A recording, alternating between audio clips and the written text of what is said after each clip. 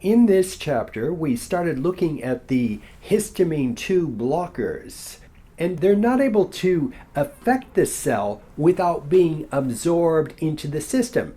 So we took the opportunity to start developing a good foundation of pharmacokinetics.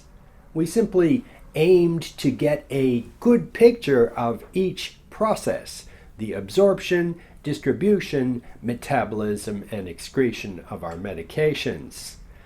And don't worry if you didn't catch everything.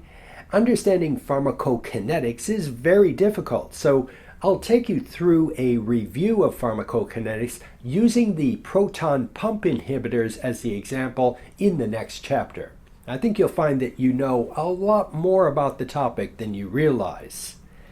And since the histamine 2 antagonists have a common suffix, which is tidine, T-I-D-I-N-E, we took the opportunity to start developing the skill of finding the portion of the generic name that tells us which drug class the medication belongs to. We also learned a bit more about the potential selective nature of some drugs as we were discussing the histamine 2 blocking drugs.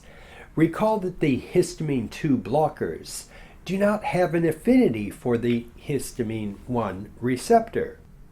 And as such, they don't have the actions that are commonly associated with the antihistamines.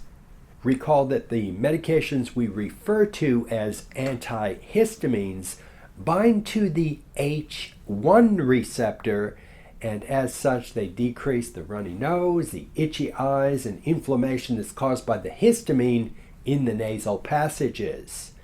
Well, that histamine 1 receptor is a slightly different receptor, and the histamine 2 receptor blockers act almost exclusively on the histamine 2 receptor.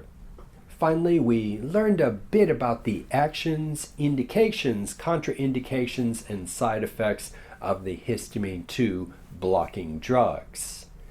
In the next chapter, we'll get a really good picture of enzymatic inhibitors and take one specific enzymatic inhibitor called the proton pump inhibitor.